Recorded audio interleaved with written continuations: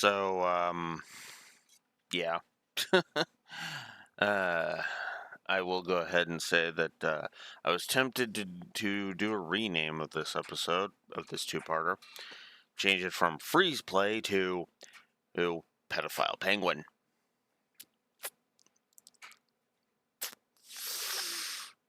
Yeah.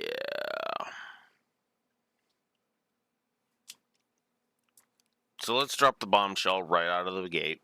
I preferred my ice puns to I preferred the ice puns to the pedo penguin. Thank you. Which, for those of you who are not, those not aware of the other version, that is, of course, there's the dub getting the point. Because, yeah, Otaki is a frickin' pedophile douchebag who deserves death. Either death or castration. Or death by castration. That works too. Okay. I should explain myself. So, okay. Let's start with the obvious. Otaki is really fucking creepy in the Japanese version. So, you know how you know the Yu-Gi-Oh bridge joke, the joking about Crump having taken over Taya and she's all fucking creepy for the entire arc and blah blah blah blah blah. Yeah, that was a little creepy about making fun of Shuzo Utaki.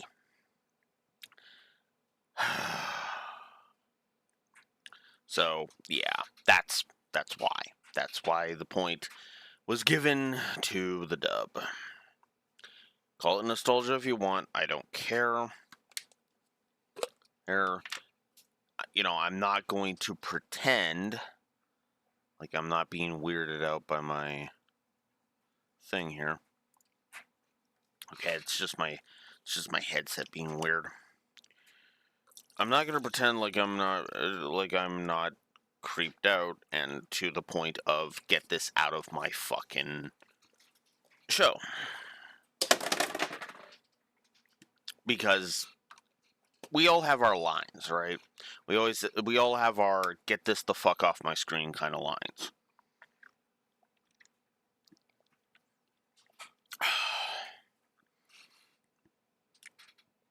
And in my blunt opinion, Yu-Gi-Oh is not a franchise to have pedophiles in. Just my opinion. Now, creepy antagonists, that's fine. That actually makes a large degree of sense to have creepy antagonists, Yami Merrick is creepy, for example. Pegasus has creepy monsters, which is kind of used thematically, right?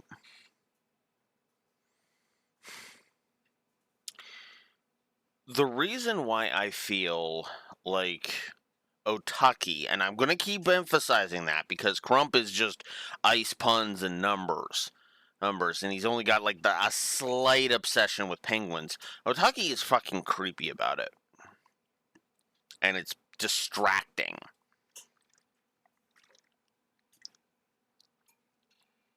Also, I don't care how fucking true it was in this era. Why are you dissing the fucking franchise waifu mascot? Like, seriously, there are basically, other than the Egyptian god cards, there are basically 3 monsters that are iconic to this era of the franchise. Dark Magician, Blue Eyes, and Dark Magician Girl. So essentially, you could say that there are 6 monsters that fit that description. That there are 6 monsters that have iconic status that that any Yu-Gi-Oh fan will just know on sight. Can name those monsters on sight. That's why I say mascot, right? I wouldn't go so far as to say that people outside of the Yu-Gi-Oh community know who Dark Magician is, for example. I'm not going to go that far, or what a blue eyes white dragon is, right?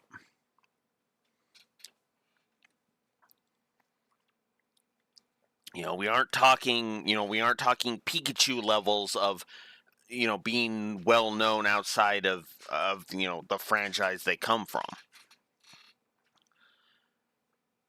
But the thing about, but the thing is that, yeah, no, I don't want a creepy fucking 55-year-old pedophilic, like penguin fucking piece of shit dissing one of my favorite cards of all time.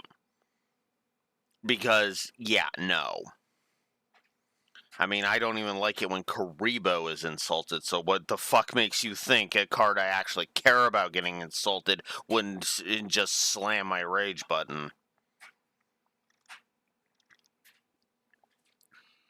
Which might make me a little bit of a hypocrite when we get to Battle for the Bronze, but let's not get into that right now. We're still multiple videos away from that overrated piece of shit. Who knows? Maybe the sub will change my mind on that. I fucking doubt it because most of my bitching is all on the fucking card usage. What Kaiba does in that duel, but that's beside the point.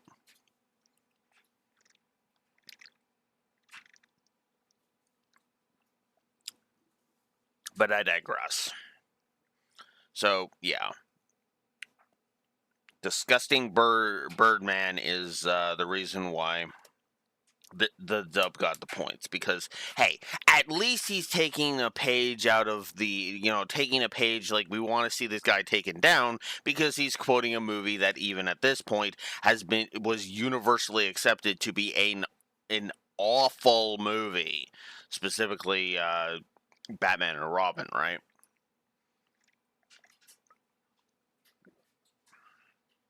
Oh, fuck! He's invoking Arnold Schwarzenegger, the Arnold Schwarzenegger Mr. Freeze.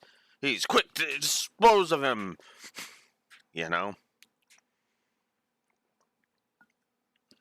Still better than still better than the garbage of hey, let's have this creepy old man be a pedophile creepy old man who wants to live in the body of a 16-year-old girl. Yeah, it's really fucking disgusting listening just throughout the whole thing. But before I continue to rant about, well, I guess I'm already talking about the jackass, so let's talk about him. Well, you know what? No, let's hard shift into Crump. Get the jokes out of the way; they're all good. I thought about mentioning the whole, mentioning the name and bringing it up, but no, I'm just gonna, like, Future Alex might put up his name on screen, and then you can understand why I decided against the joke.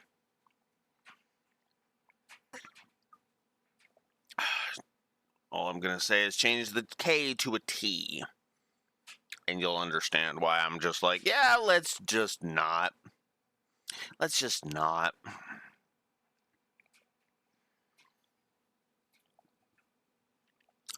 Don't feel like making political jokes today.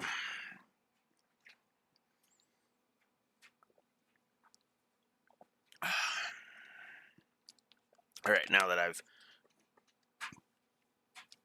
consumed that, let's actually consult my notes. Notes real quick. So,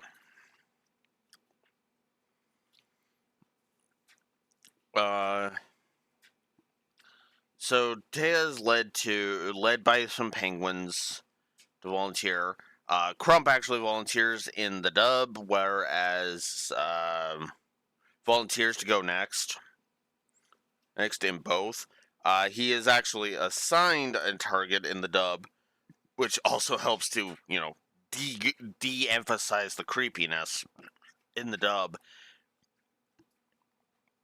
But in the sub, no, he actually actively zooms in on Anzu. Otaki literally zooms in on Anzu. Like, do I even need to explain that further? I feel like I would be doing a disservice if I have to explain that any further, so let's just move on. I mean, the closest I got to getting pissy at Crump was actually one pun he made near the end in part 2. I'm feeling like I'm in the mood for a tall glass of ice, Taya. Because I fucking hate that pun, I'm just gonna go ahead and explain the joke. Her name is Tea, T-E-A. It's spelled T-E-A. The only thing is there's the little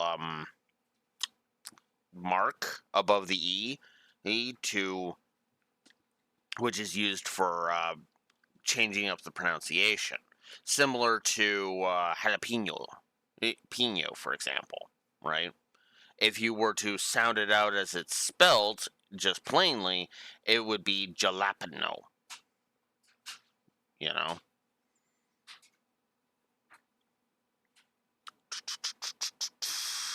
But yeah.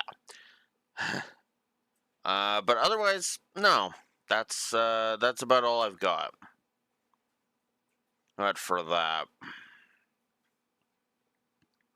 But yeah, so Tez led to the place, and in the English version, in the English version, uh, actually, what's funny is the English version actually has more.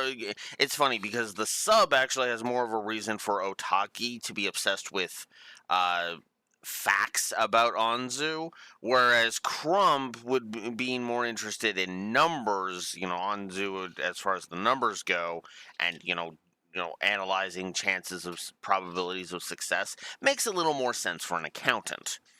Although I think that's because the Four Kids writers took one look at what Crump was in the Japanese version and said, "Let's jump so far away from that, as far the fuck away from that as we can, because Jesus, no."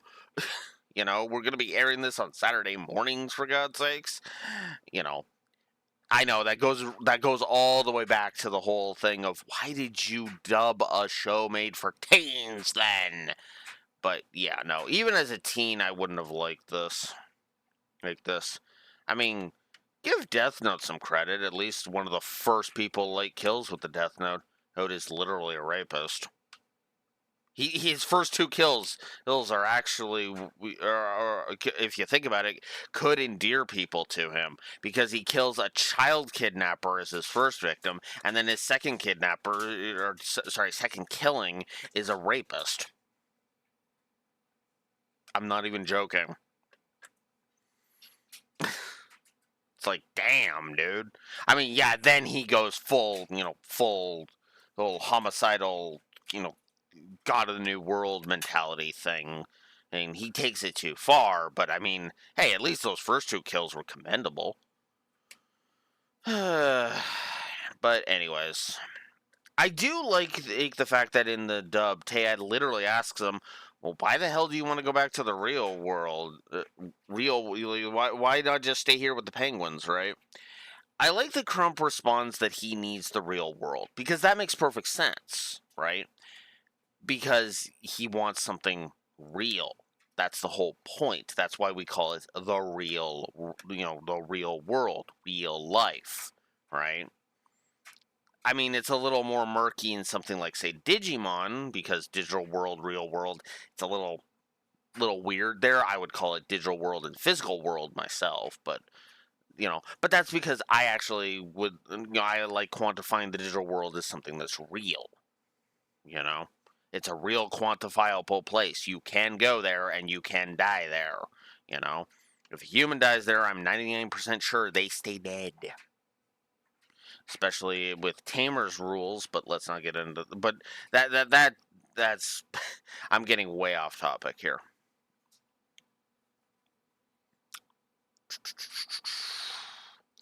So then later on, I will admit I have a note here that says Crump has a point. Like, that's with the whole, hey, you didn't pick a strategy when you were making your deck. Amateur mistake. Which, okay, that actually is understandable and makes a point. There, you should have a flow to your deck, for example, right?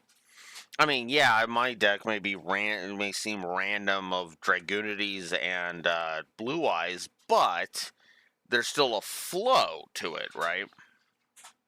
You know, there's ways to dump Blue Eyes into the grave, which then would I can discard a Blue Eyes to the grave to call out another Dragoonity. If I get two of them in the grave, if I get the Whitestone of Ancients into the grave, I can banish two, and some out of Dragoonity Garm, shit like that. There is a flow to my deck. It's mostly, power, admittedly, but at the same time, yeah, no, that actually makes a degree of sense. I guess I should talk about Otaki. Okay, so I will admit I do like that. I do like that the penguins are odd, not creepy, even in the Japanese version. That was one of the things I was worried about. Oh, so Otaki calls it an audition because the whole trying to encourage her to duel him is because she had this dream of a Broadway musical that was based on Dark Magician Girl that she saw when she was in New York with her parents.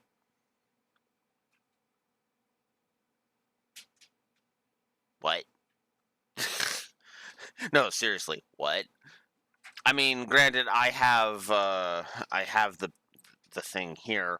I'm actually gonna look that up just right now.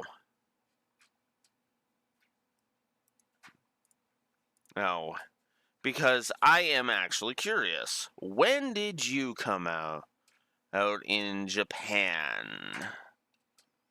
And my dear, oh, you were a promo card in the third video game. Okay. Hey, you were apparently a prize card. When did you come out in an actual thing? Oh, 2001. Okay. Hey. So, yeah, about a year. About a year. So, actually, that is enough time to. Okay, I'll grant. Alright, alright. Alright, anime. Fair. Fair. I'll go ahead and acquiesce. That is enough time to go ahead and be popular enough to almost knock everything over on your desk again.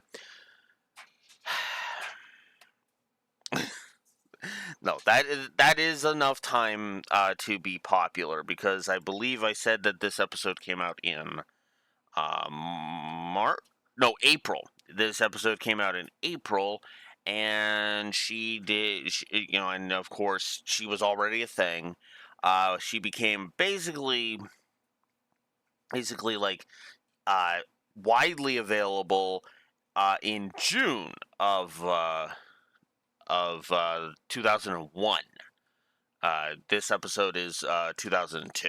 So, just under a year. That is enough time. I'll give you that much. And also, she was a thing in the 2000s because, again, she was actually a prize card for the third Yu-Gi-Oh! Video game, Yu-Gi-Oh! Duel Monsters 3. He He, Tri-Holy God Advent, and official Tournament Street Duel, which is the Power Prize card. Oh, which was apparently a tournament. Which was, of course, which, funny enough, was actually apparently the Game Boy Color Dark Duel Stories. What we knew of as Dark Duel Stories. That was Duel Monster 3. Okay, so, there you go. Things I should have looked up before hitting record. Or shrug.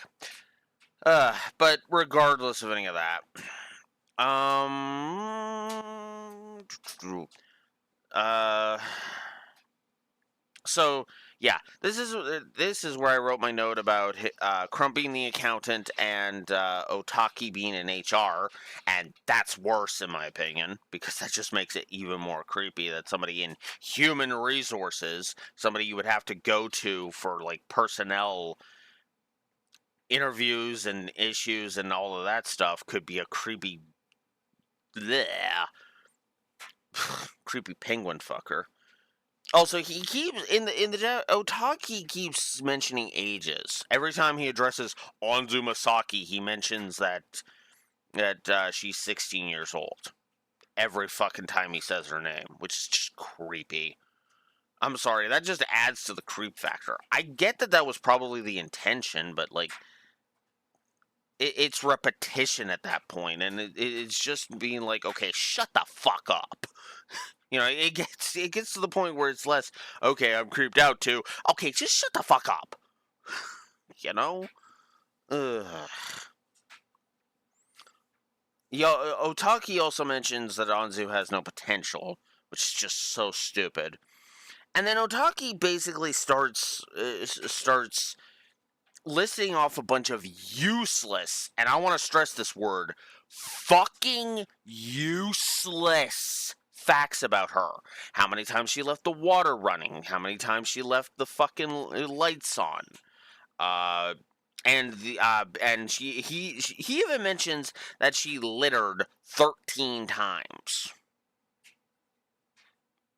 in her entire life. In 16 years of life, she has littered 13 times. If anything, he should be praising that it's the first statistic he lists in the Japanese version. If anything, he should be praising Anzu for being like, "Oh, you've only littered 13 times," you know. And don't even get me started on don't even get me started on the question of how the fuck is that information network so vast as that you know, he could get that data from a time when she wasn't even on the fucking radar, like possibly not even like in any kind of like public records that would be of concern to a corporation. Like seriously. Ugh. It's so stupid. And honestly, this also leads into the note that I have right after the whole it's too in depth and they're useless facts. Yeah, Otaki, he drinks the fucking conspiracy Kool-Aid because he's like, leaving a light on and causes global warming. That's not how that works, okay? One person leaving their lights on, even an entire city leaving their lights on, is not going to contribute to global warming. There's way different things that contribute to it, and it is a complex, as fuck issue. You're making it as simple as I'm preventing global warming by turning off my light. That's not how that works. That's never how that works. Any fucking anybody with a basic knowledge of how electricity works can tell you that that's a load of garbage. God. Ugh. Also, I'm going to go ahead and just say, when he claims that trying to use a trap card on him is naughty, speaking like it's a naughty prank, no, that's strategy, you fucking thinking pedophilic fuck. The Japanese version of this episode fucking pissed me off. Can you tell? I literally had to stop when I was done with part one. When I was done with Duel on Ice, Anzu in Danger, I couldn't start Shine Sage of Stone until I literally took a fucking walk. That's not even a joke. I literally walked. Now, granted, it was because because I was in need of some Tums. But that just gave me the perfect excuse. Like, okay, off to fucking Sev I go, you know? Ugh. Ugh. Fuck.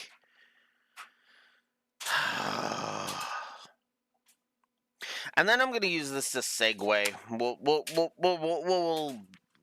We'll cover the duel last. I'll use this to segue into a small topic because I need a degoss. I need to stop talking about this penguin obsessed fuck. Especially considering I'm about to bitch him out so much fucking harder. Because his reason for hating on Seto is completely fucking stupid. So, but I'm actually going to start with the scene that Seto and Mokuba are being shown because, again, Noah is dragging them down memory lane, right? I think he'll take a break from that in the next one, but, you know, oh well. So, the vision shown this time is when Gosaburo first adopted them. Now, in the dub, it's just you said Gosaburo is evil and tyrannical and douchey, and he's upset at Seto for beating him, so he's basically, dicking him around by, making him study nonstop to the point of exhaustion. I would argue that's child abuse, but he's also a corporate douchebag, so yeah, paying people off so that never gets out, yeah. I could see that happening. I mean, he's got enough fucking money for it. So, so he's worked to the point of exhaustion, and then in the sub, Gosaburo asks Seto, "What is your dream?" And this is when he mentions he wants to build Kaiba Land. He wants to build a place of joy and everything. And then Gosaburo gives what I like to call, the boomer response to that. Arguably a much, okay. His action is much more harsh than the typical boomer response, but his words are kind of a lighter response, right? Because Gosaburo does not believe that games can take over the world.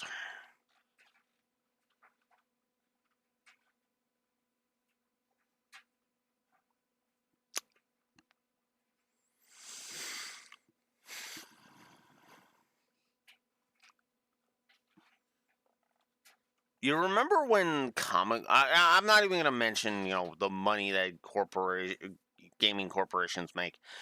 Let me let me explain why that's a stupid ass fucking mindset by using a different analogy. Okay. You remember a time when people were saying comic book? Do you remember a time when people were saying comic books will get you nowhere? That comic books were just silly little kids things. Means they won't amount to anything.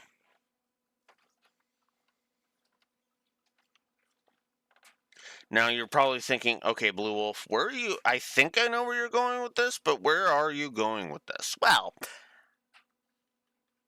there was a movie that came out in 2019 that made over $1 billion at the box office. And since I mentioned comic books, you already know where I'm going with this.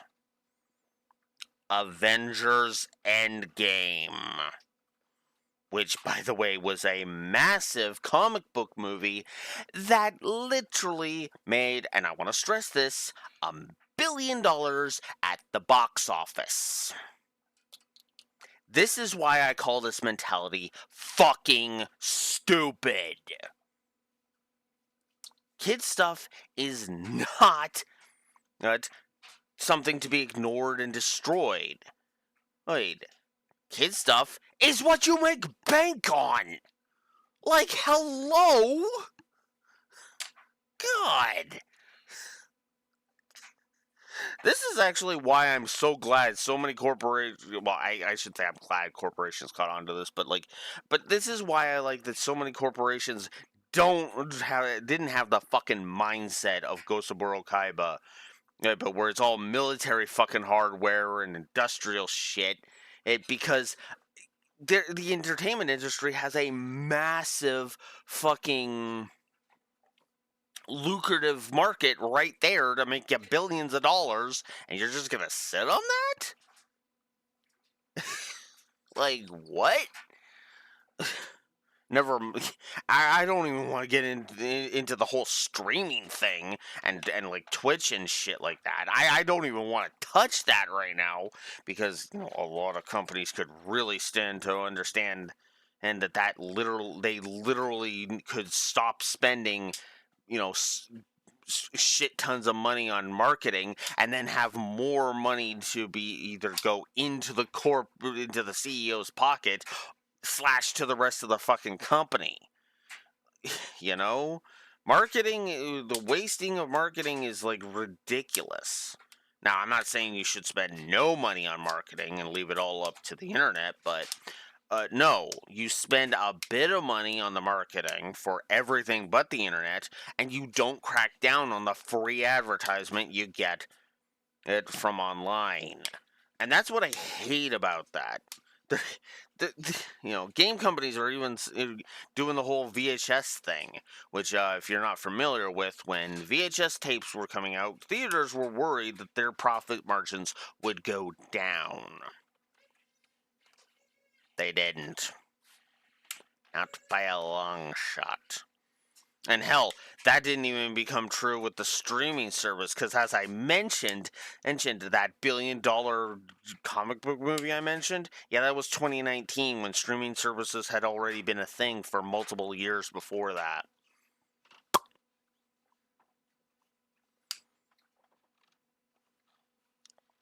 It's funny how I make a simple point, and then I find like 6 pieces of evidence to support that point. Oh, God. But yeah. So then Gozaburo takes away all of Seto's games because games are a distraction. That's why I say, more extreme in the action rather than in the whatchamacallit. So yeah.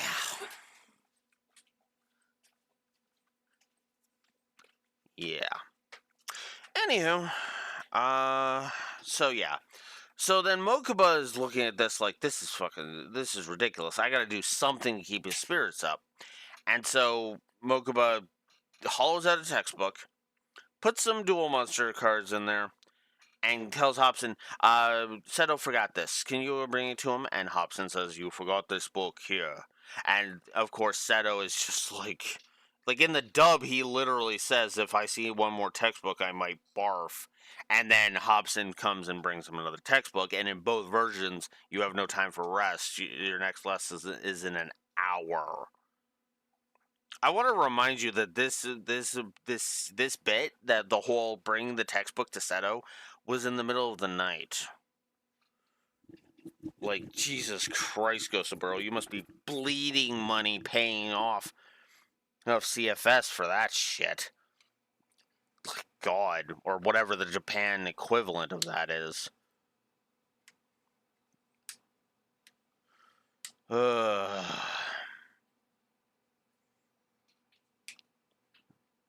then Mokuba, of course, makes him a card. Draws him a little card. And of course, it's a Blue Eyes White Dragon. That I always thought was a nice touch. I've always liked that. Always liked that.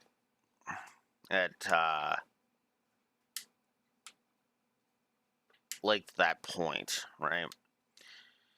So why did I segue hard into Seto so I could have an excuse to talk about him? Well, the dub once again tries to paint Kaiba as Kaiba is once again more of a dick than Seto. But the problem is that Otaki is more of a petty dumbass than Crump is. Now, Crump wants to open up a thing. Now, Kaiba's reasoning for rejecting the proposal, I suppose makes a degree of sense. They're a gaming corporation, not a petting zoo. I get it, so that makes a degree of sense. But in the sub, Otaki's reason is so petty. Because in the Japanese version, he goes to Seto, same thing, except he wants to make it an attraction in Kaiba Land. Which on the surface of it, you might think, okay, that's reasonable. But Seto basically has a different suggestion. Crump basically thought that a penguin petting zoo would triple their profit margin. I don't buy that personally, but whatever. But Seto says, pandas would be more lucrative, and that's why he rejects the penguin thing. And Otaki gets pissy about that.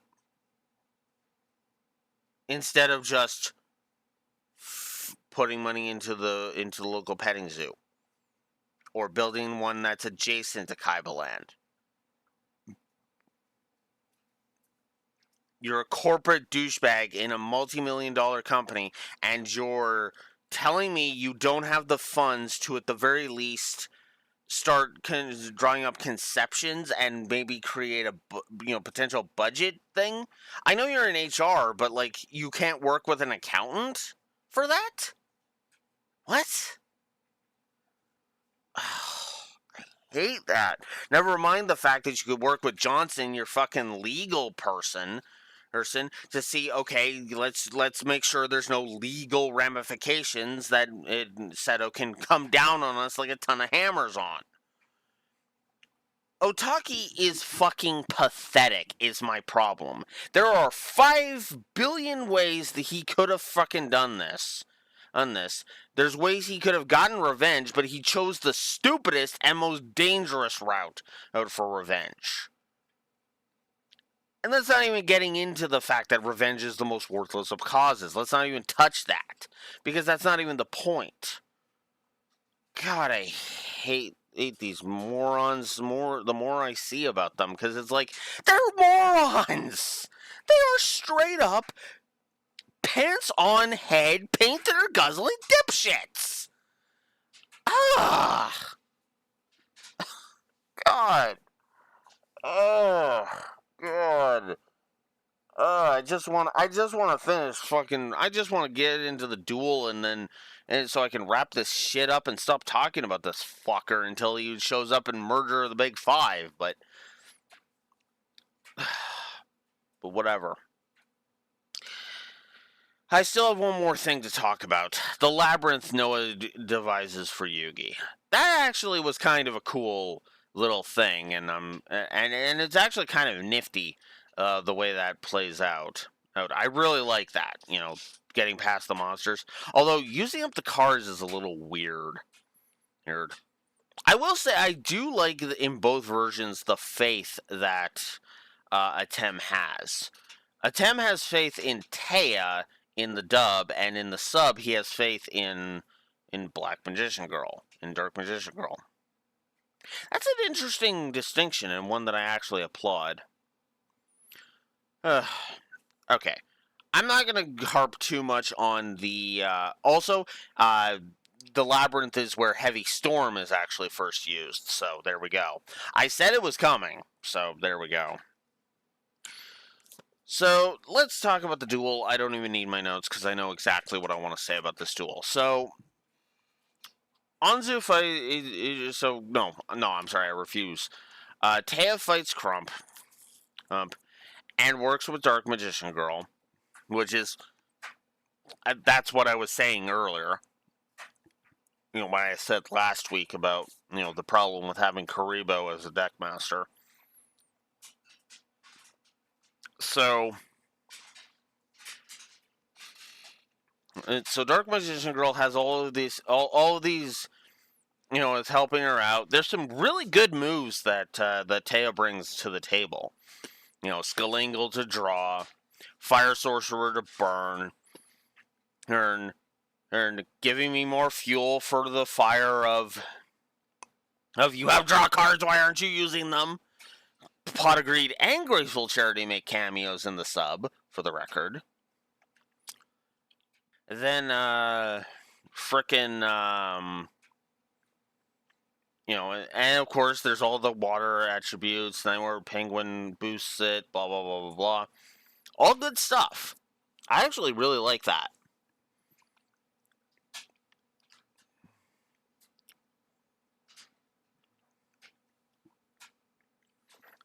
It's a very, very lucrative thingy.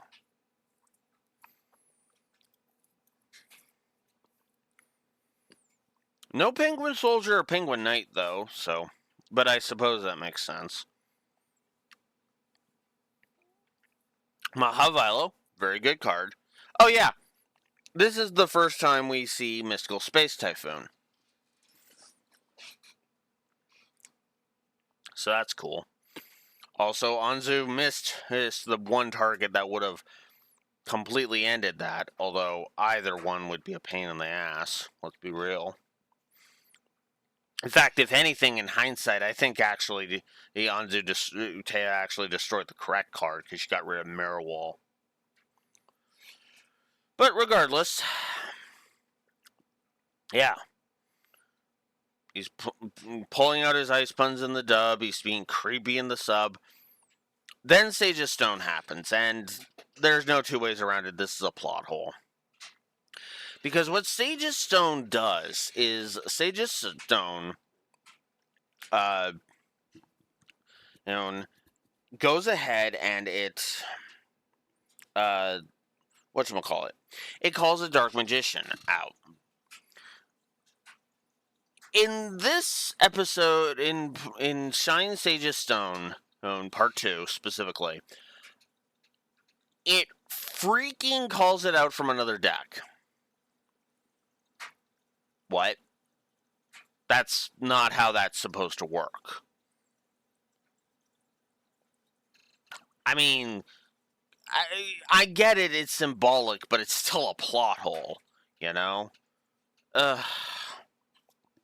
But yeah. But yeah, this episode was dragged down to D rank by the sub. I don't have anything else to say. This episode was not very enjoyable. We'll see how Janochi can fare better at entertaining me in the sub when he faces down against Judgeman. And next time. Until then, Blue Wolf Alex of the Lore Walkers signing out. Have a good one. Duel stand by.